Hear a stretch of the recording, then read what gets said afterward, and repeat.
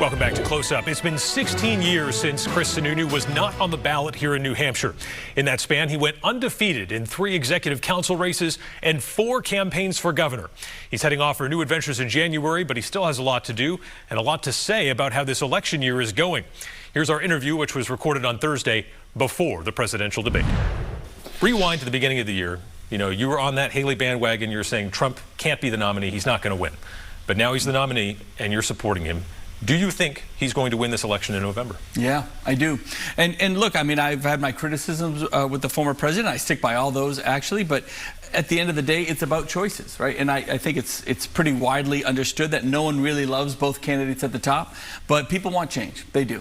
You can't tell people the economy's fine when they have record credit card debt or inflation is really crushing their families. They can't pay rent, all those sorts of things. So they want that type of culture change, that attitude change.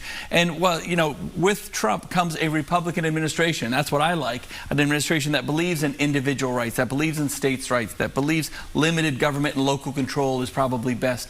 That's where you get the best efficiency out of the system and the best results. Internationally, I mean, things are not going well, right? And I think, you know, President Trump has the opportunity and has been saying, you know, we didn't have all this international chaos as the world leader when I was president. So he's going to have a lot of those types of, I think, very simple arguments to make, but he's going to have to, over the next few months, keep connecting with people on their anxieties and not just talking in a blustery way. He's got to bring solutions. You can't say inflation's bad, but not talk about what you're going to do to fix it. And if he does that, he can be very successful. You know, fascinating results in one of these latest UNH Survey Center polls. You know, people were asked, what Sununu decision do you disagree with most? And it was your support for Trump by a mile. People were upset with. So, you know, what do you say to these folks who, you know, had supported you or maybe not, and, you know, they saw you taking on Trump in a forceful way and then go back and they expected you to continue to take him on? You know, what do you tell them? Yeah, well, that's a primary, right? Primaries are when all these candidates, a dozen candidates come out. They all wanted to beat Trump. They all wanted to be president. I endorsed Nikki Haley. We got behind someone.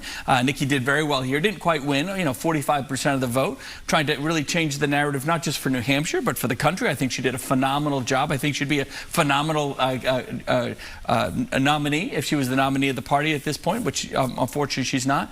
But yeah, obviously we're going to support those fundamental ideals, the candidate that drives on the ideals of the individual. About, you know, it's not just about attitude and all these things that I have criticisms with the former president. It's the results. I'm a results guy. You can't just be blustery about a policy. You got to get somebody that's going to make a change. And I mean, if you're going to stick with Joe Biden, then we're literally going to have the same thing for 4 more years and beyond. So there was never a moral component, though, to your opposition to Trump. It was always just about who can win. Well, no. Look, in terms of the opposition to Trump, no. I mean, I've had a lot of statements that I stand behind where, you know, I think character is an issue with him, of course. But at the end of the day, people have their own sets of priorities. I don't judge anybody if they say January 6th is a disqualifier. Well, that's your opinion. I might disagree with it.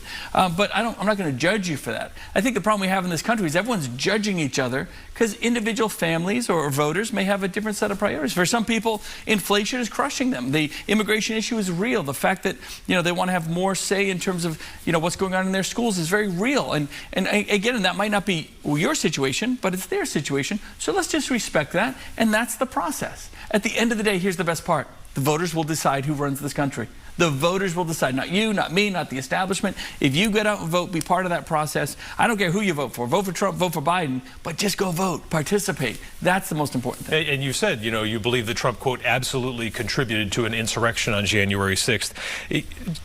So you don't see him as an ongoing threat to the Constitution? No.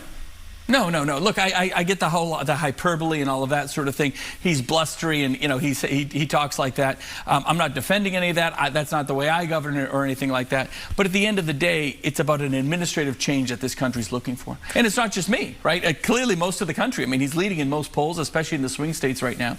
You look at independents, a majority of this country is saying, yeah, we want to change. Are you going to be attending the Republican National Convention coming up in a couple weeks? I don't think so. That just looks like a massive traffic jam. The convention's like the Super Bowl. It sounds like a great idea to go, but it's probably much more enjoyable to be in the comfort of your own home. I'll probably do some press and things around it, but it's like in a small town like Milwaukee, I think it's a logistics nightmare, if anything. So no, I'll probably take a pass. Is there any part of that is part of that moral stand, that you just don't want to be associated too much with that future potential Trump at the convention? Yeah. Oh no, I think it'd be great to go to the convention. No, I think it'd be potentially a lot of fun. But honestly, it's for me, it's just more of a headache than anything. And I'm not going to be governor next year and all that sort of thing. I can do a lot of the press from here that I would likely do in any of the commentary. You mentioned race for governor. Obviously, you're not going to be governor next year, and you'd like that person taking over for you to be a Republican. We just saw within this last week that former Senate President Chuck Morse released his financial report for his campaign. He initially had not wanted to file that and then did. The results were not good. He doesn't have a lot of money. His burn rate is very high. Do you think he should stay in this race? Well, yeah, I mean, I have no problem with Chuck staying in the race. I would just say, obviously, I don't know who dictated that political strategy, but it was clearly awful. You know, Senator Ayotte is raising money. She's talking to people. She's getting endorsements. She's going out doing the retail politics. She's obviously a very strong candidate. If Chuck is going to stay in the race, then he's got to up his game. There's no question about that, both on the financial side, both on connecting with voters, because the Democrats are going to throw everything and the kitchen sink at us here in New Hampshire. They're going to try to talk about issues that right now talk down to the state when we're really the state that everybody wants to be a part of. We have a lot of great successes. I think the Republican candidate has to build on that success, build on that momentum, that positivity, that energy. The Democrats are going to try to be, you know, negative and bring everything down. So we need to put our best foot forward. So I have no problem with the primary, but you better come with your best game. If you were still running, seeking a sixth term, would that be fifth, whatever it was, would you want to be running against Mayor Craig or Councilor Warmington?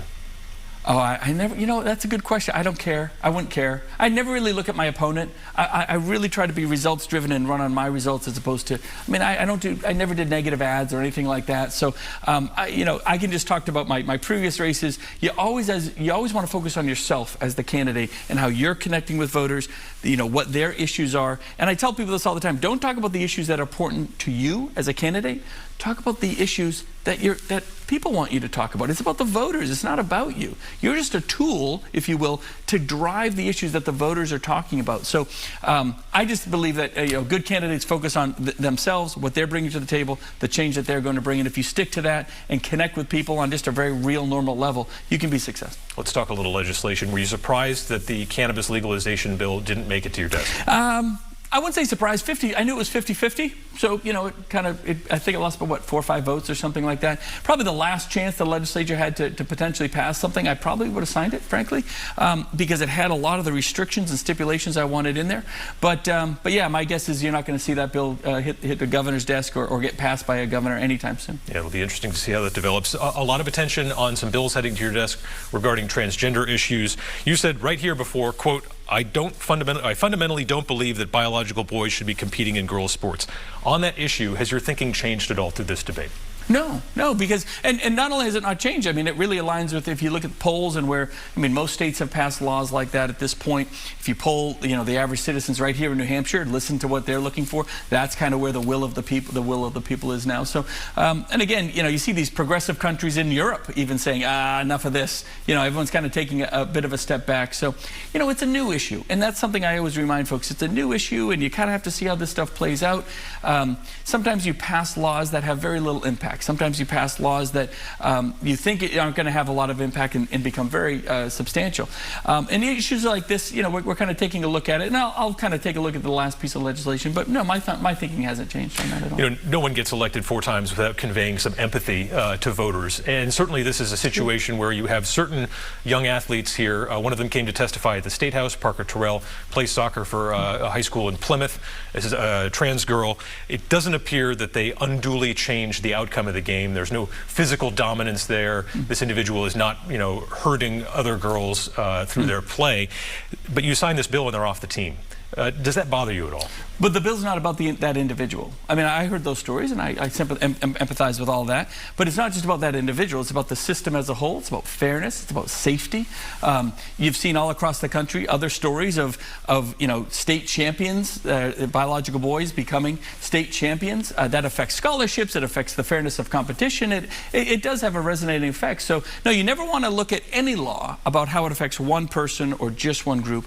My job is to really look out for and try to pass the best laws and the best policies that affect 1.4 million people, both today and where it could be in the future. It's a very different issue, though, because, you know, the protesters come in the hallways and they're out there singing things like, Chris Sununu, our fate is in your hands. Yeah. You know, that's different, right? It's not just opposition, and so they're looking for some compassion from you. Well, look, I take a lot of pride in always trying to have an empathetic ear and understand the other side of a story.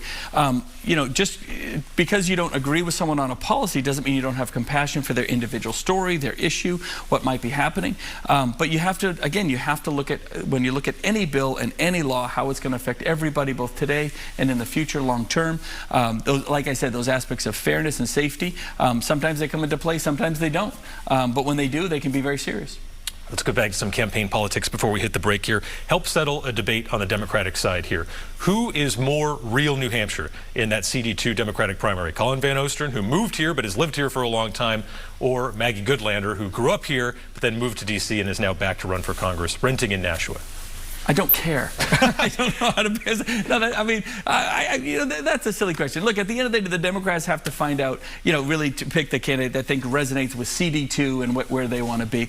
I'm going to work very hard for the Republican candidate that comes out of there. I think you have a couple really good candidates, actually, in terms of, you know, Lily Tang Williams. I think she has this amazing story as this born in China, grew up in communist China, came over here and really experienced freedom as an American and understands and appreciates that and lives in the live free or die state. Vikram is this great candidate as well. He ran for the U.S. Senate, just passionate about New Hampshire. And I mean, so the fact that we have a couple really good Republicans on that side running in a district and connecting with their voters and their communities in such a positive way, I think that could be a kind of quiet get for the Republicans nationally.